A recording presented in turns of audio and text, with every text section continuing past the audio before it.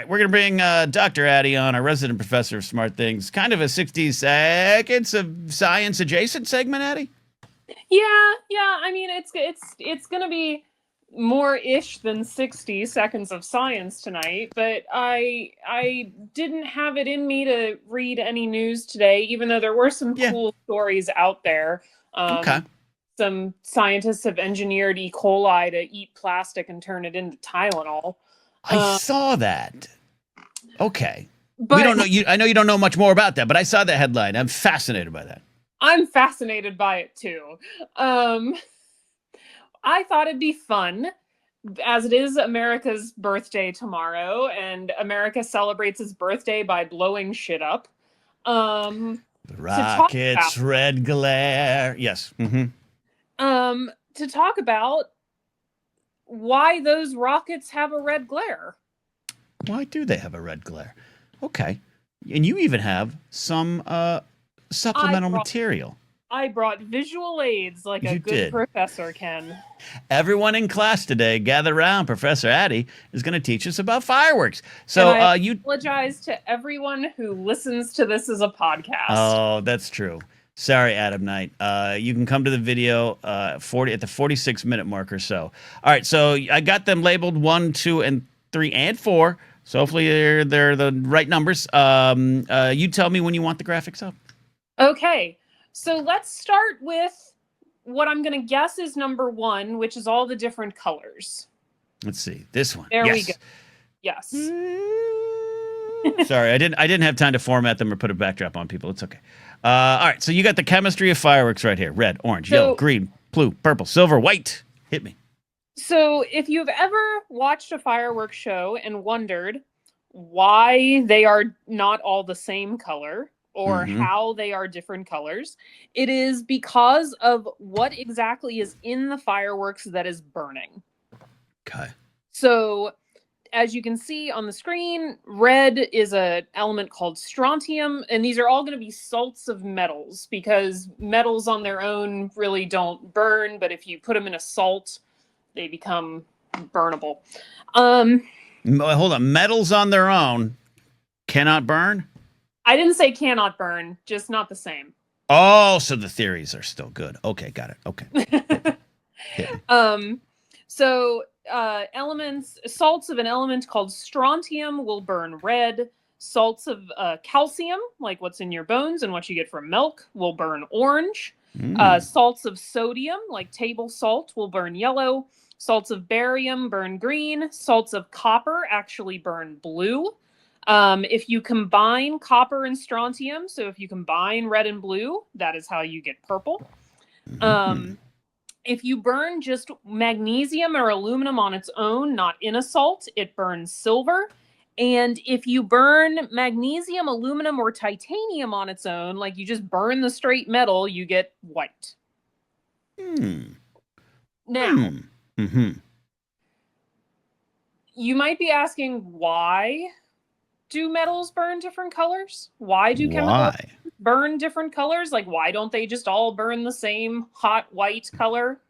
Ken, how much do you remember from your last science class that you took?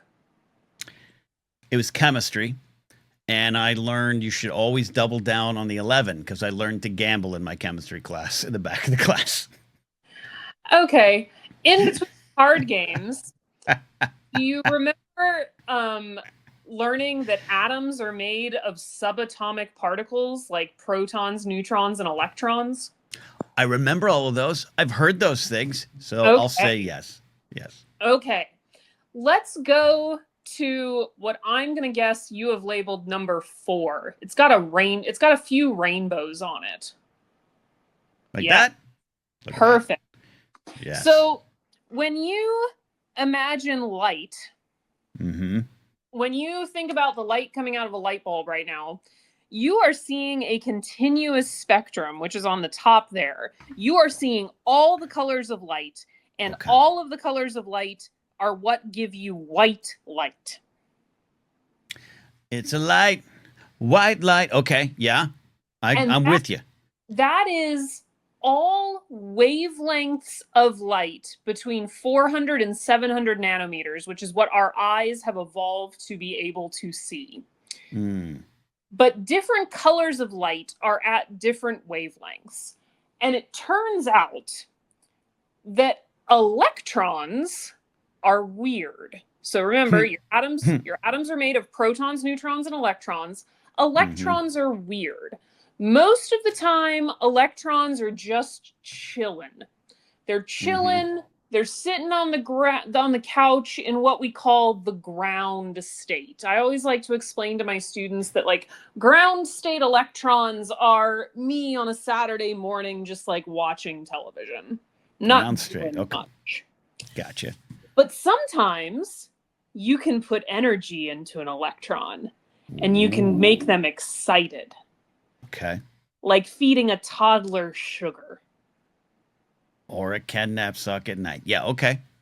So when electrons get excited, they go up a couple energy levels and they buzz around and they get really excited, but they also get highly unstable.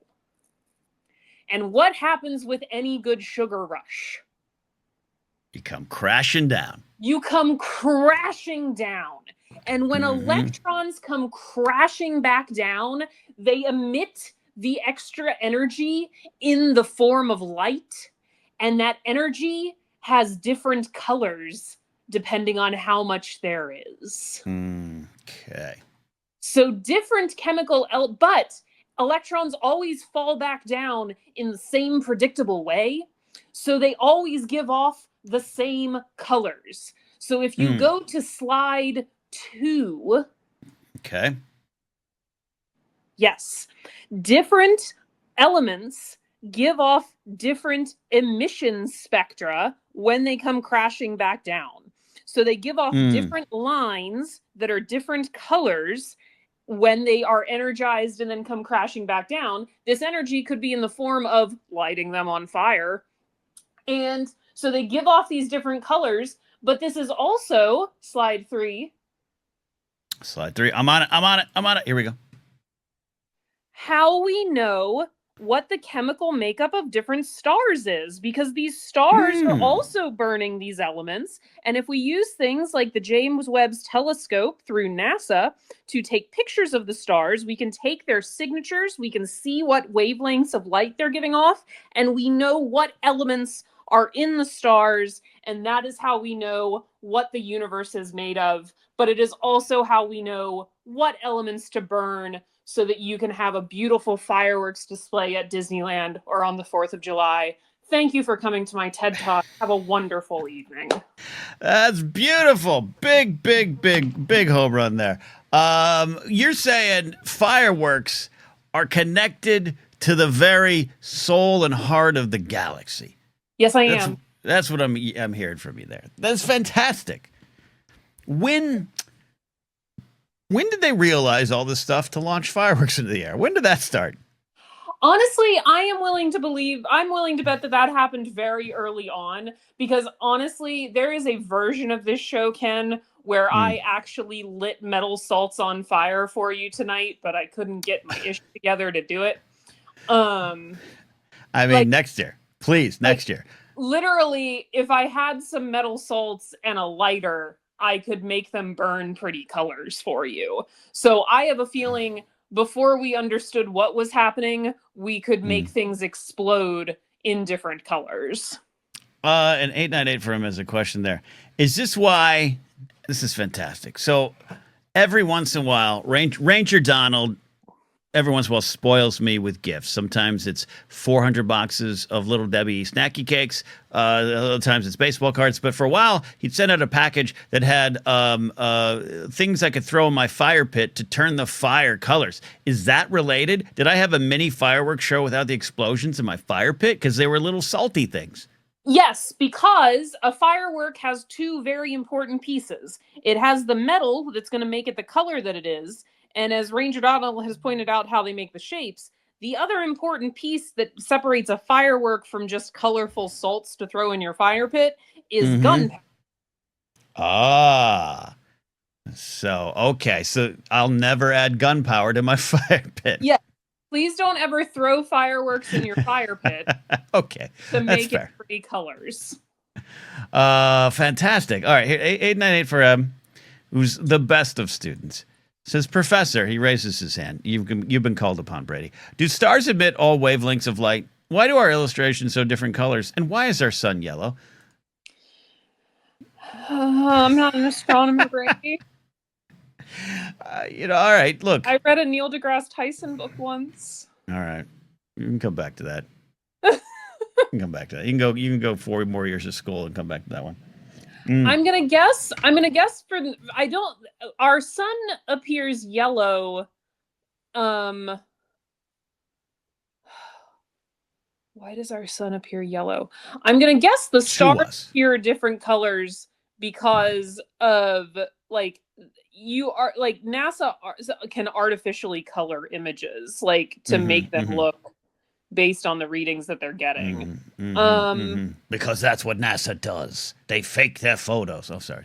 Actually, can you throw number 3 back up real quick? I think it answered Brady's question. Okay, here we go. There we go. The sun is mostly made of helium. And so is that the sun right in the middle there on that So that's photo? That's that very prominent yellow line right there in the middle. There you go. It looks like the sun.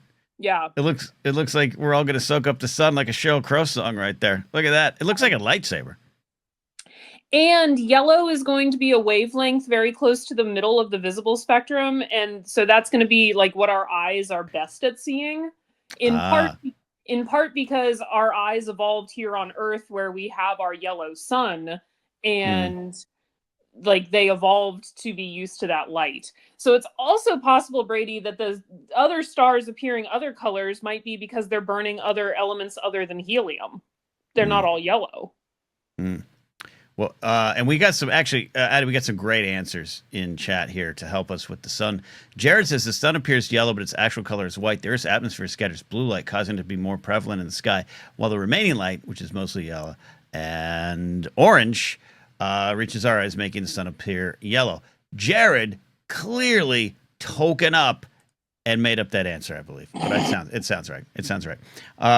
Ranger Donald says the sun's yellow because that's the crayon I had.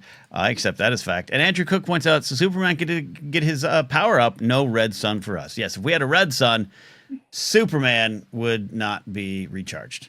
All excellent answers. I give A+ to all of those answers, except Jared's. Jared's just gets an A. Oh, Jared, you got an A. He loves space. He passed the test. At 898 for us. So I'm guessing there's more specific wavelengths. So yellow's for the sun. What's fascinating about this, and thank you, Sean, for the happy Independence Day super chat. What's great about this is here I am complaining a little bit about fireworks in the neighborhood. But I said, no secret, I do love a good fireworks display. Looking at you, Disneyland.